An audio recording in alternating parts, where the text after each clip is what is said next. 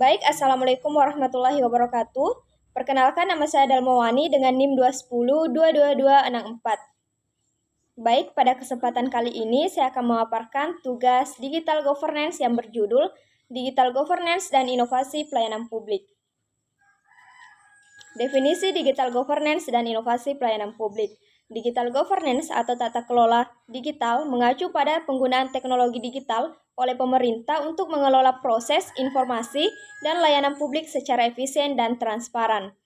Sedangkan inovasi pelayanan publik adalah upaya untuk memperkenalkan ide-ide baru, metode atau teknologi dalam layanan publik untuk meningkatkan kualitas, efisiensi, dan aksesibilitas layanan yang diberikan kepada masyarakat.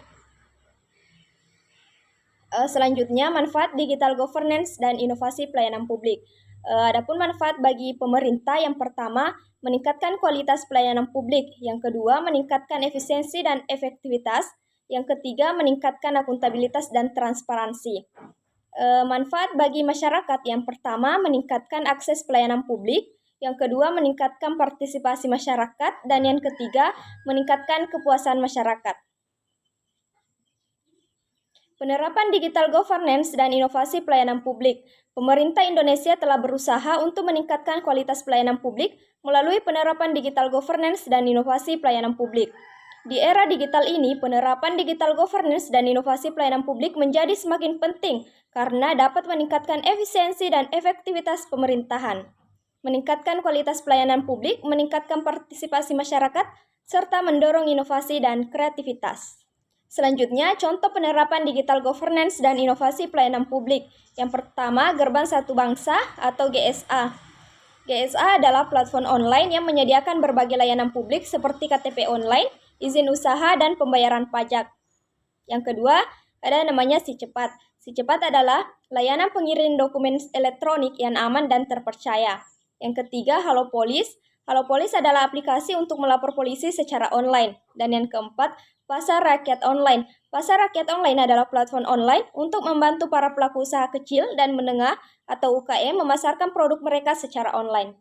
Selanjutnya, telemedicine. Telemedicine adalah layanan kesehatan jarak jauh yang memungkinkan masyarakat untuk konsultasi dengan dokter secara online. Dan yang terakhir, Disduk Capil Online. Disduk Capil Online adalah layanan online yang memungkinkan masyarakat untuk mengurus berbagai kebutuhan administrasi kependudukan seperti pembuatan KTP, akta kelahiran, dan akta nikah. Strategi implementasi digital governance dan inovasi pelayanan publik. Yang pertama, penetapan visi dan misi yang jelas. Yang kedua, penguatan kepemimpinan dan koordinasi. Yang ketiga, peningkatan kapasitas SDM. Yang keempat, pengembangan infrastruktur TIK yang aman dan andal. Selanjutnya, yang kelima, pemanfaatan data dan analitik yang efektif. Yang keenam, mendorong inovasi dan kreativitas dalam pelayanan publik. Yang ketujuh, komunikasi dan edukasi yang efektif. Dan yang kedelapan, monitoring dan evaluasi berkala. Adapun hambatan-hambatan implementasi digital governance dan inovasi pelayanan publik. Hambatan implementasi digital governance. Yang pertama, keterbatasan infrastruktur. Kurangnya akses internet yang stabil dan cepat di berbagai daerah, terutama di daerah terpencil dan pedesaan. Yang kedua, kapasitas sumber daya manusia. Kurangnya keterampilan dan pengetahuan teknologi di kalangan pegawai pemerintahan. Yang ketiga, masalah keamanan dan privasi. Ancaman keamanan siber seperti peretasan. Yang keempat, regulasi dan kebijakan. Kurangnya regulasi yang jelas dan mendukung implementasi teknologi digital. Yang kelima, resistensi terhadap perubahan. Budaya organisasi yang resistensi terhadap perubahan dan inovasi. Selanjutnya, hambatan implementasi inovasi pelayanan publik. Yang pertama, keterbatasan anggaran. Yang kedua, kurangnya budaya inovasi. Yang ketiga, kurangnya partisipasi masyarakat. Dan yang keempat, evaluasi dan monitoring yang memadai.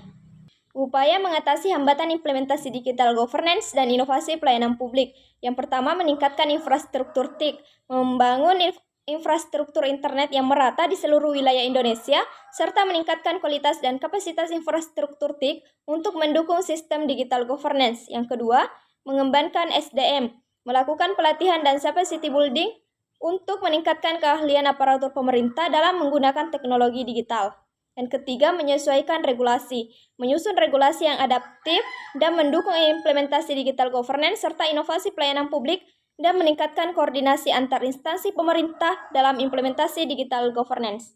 Selanjutnya, yang keempat, meningkatkan literasi digital. Meningkatkan literasi digital masyarakat melalui berbagai program edukasi dan pelatihan, meningkatkan akses internet yang terjangkau dan mudah diakses oleh masyarakat. Yang kelima, meningkatkan keamanan siber. Meningkatkan keamanan siber dengan melakukan edukasi kepada masyarakat dan memperkuat infrastruktur keamanan siber. Yang keenam, membangun budaya inovasi, memberikan penghargaan dan insentif bagi aparatur pemerintah yang berprestasi dalam mengembangkan inovasi. Peran teknologi dalam inovasi pelayanan publik. Teknologi memainkan peran penting dalam inovasi pelayanan publik di era digital saat ini. Dengan memanfaatkan teknologi, pemerintah dapat meningkatkan kualitas, efisiensi, dan aksesibilitas pelayanan publik bagi masyarakat. Berikut adalah beberapa peran utama teknologi dalam inovasi pelayanan publik.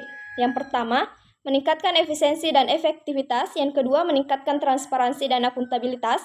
Yang ketiga, meningkatkan kualitas layanan. Dan yang keempat, meningkatkan inovasi dan kreativitas.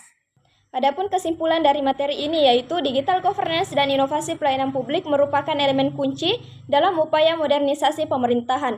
Keduanya saling melengkapi dalam menciptakan sistem pemerintahan yang lebih transparan, efisiensi, dan responsif terhadap kebutuhan masyarakat. Implementasi yang berhasil memerlukan komitmen, investasi dalam infrastruktur teknologi, serta pendekatan yang inklusif untuk mengatasi berbagai tantangan yang ada. Itulah tadi pemaparan materi dari saya. Adapun 5 pertanyaan dari teman-teman. Pertanyaan pertama dari Saudari Hasniar dengan NIM 210-22268. Apa yang dimaksud dengan digital governance dan bagaimana penerapannya dapat meningkatkan efisiensi pelayanan publik? Tata kelola digital atau digital governance adalah penggunaan teknologi informasi dan komunikasi atau TIK untuk meningkatkan efektivitas, efisiensi, transparansi, dan akuntabilitas dalam lingkungan pemerintahan. Penerapan tata kelola digital yang baik dapat meningkatkan efisiensi pelayanan publik dalam beberapa aspek. Yang pertama, menyederhanakan proses. Layanan publik digital memungkinkan proses yang sebelumnya rumit dan memakan waktu menjadi lebih sederhana dan mudah diakses. Yang kedua, meningkatkan kecepatan. Layanan publik digital dapat memproses permintaan dan menyelesaikan transaksi dengan lebih cepat dibandingkan dengan cara manual. Yang ketiga, meningkatkan jangkauan. Layanan publik digital dapat diakses oleh masyarakat dari mana saja dan kapan saja, sehingga meningkatkan jangkauan layanan dan memastikan pemerataan akses bagi seluruh lapisan masyarakat. Yang keempat, meningkatkan transparansi.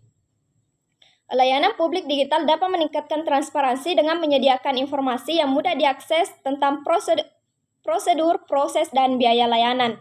Yang terakhir, meningkatkan akuntabilitas.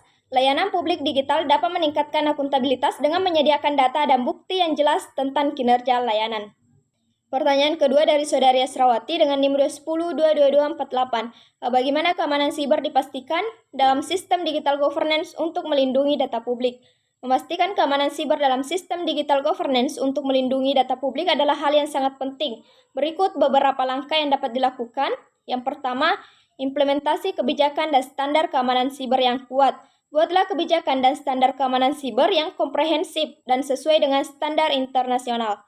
Yang kedua, perlindungan infrastruktur TIK. Gunakan teknologi keamanan siber yang canggih untuk melindungi infrastruktur TIK dari serangan siber. Yang ketiga, peningkatan kesadaran keamanan siber bagi pegawai pemerintah. Berikan edukasi dan pelatihan tentang keamanan siber kepada seluruh pegawai pemerintah. Yang keempat, penegakan hukum yang tegas. Buatlah undang-undang dan peraturan yang tegas tentang keamanan siber. Yang kelima, kerjasama dengan sektor swasta. Bekerja sama dengan sektor swasta untuk mengembangkan solusi keamanan siber yang inovatif. Pertanyaan ketiga dari Saudari Nur Amalia Faranila dengan NIM 210-22265. Apa saja indikator keberhasilan yang bisa digunakan untuk mengukur efektivitas inovasi dalam pelayanan publik? Mengukur efektivitas inovasi dalam pelayanan publik adalah hal yang penting untuk memastikan bahwa inovasi tersebut benar-benar memberikan manfaat bagi masyarakat. Berikut beberapa indikator keberhasilan yang dapat digunakan. Yang pertama, tingkat kepuasan masyarakat. Indikator ini dapat diukur melalui survei wawancara kepada masyarakat yang menggunakan layanan publik tersebut. Yang kedua, efisiensi. Inovasi yang efektif dapat meningkatkan efisiensi pelayanan publik seperti mengurangi waktu tunggu, menyederhanakan proses, dan mengurangi biaya. Yang ketiga, efektivitas. Inovasi yang efektif dapat meningkatkan efektivitas pelayanan publik seperti meningkatkan kualitas layanan, meningkatkan aksesibilitas layanan, dan meningkatkan akuntabilitas layanan. Yang keempat, dampak. Inovasi yang efektif dapat memberikan dampak positif bagi masyarakat seperti meningkatkan kesejahteraan masyarakat, meningkatkan daya saing daerah, serta mendorong pertumbuhan ekonomi. Yang kelima, keberlanjutan. Inovasi yang efektif harus dapat berkelanjutan, artinya dapat diterapkan dan dipelihara dalam jangka panjang. Pertanyaan keempat dari Saudari Darna Hardianti dengan NIM 210-222-28. Bagaimana inovasi teknologi dapat mempercepat pelayanan publik serta berikan contohnya?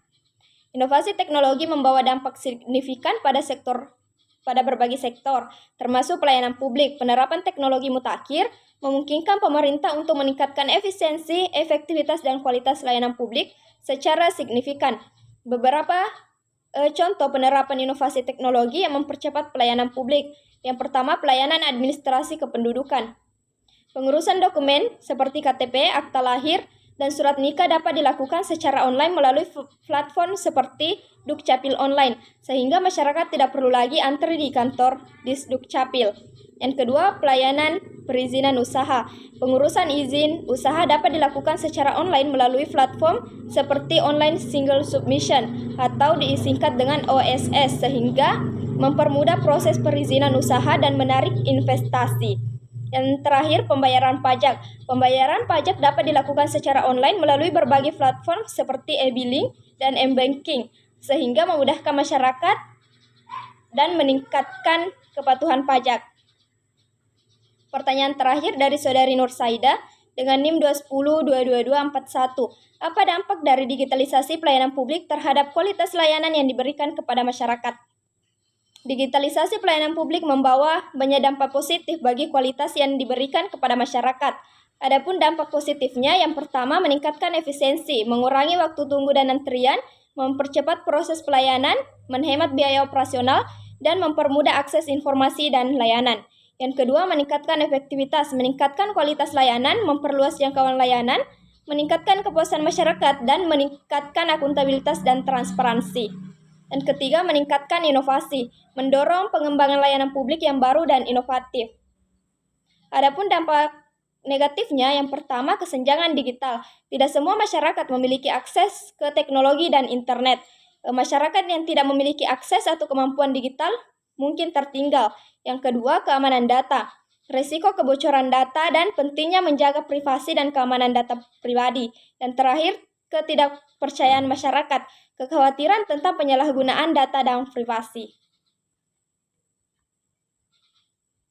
Demikian pemaparan materi serta tanya jawab dari saya. Sekian dan terima kasih. Saya akhiri dengan ucapan billahi fisabilil haq fastabiqul khairat. Wassalamualaikum warahmatullahi wabarakatuh.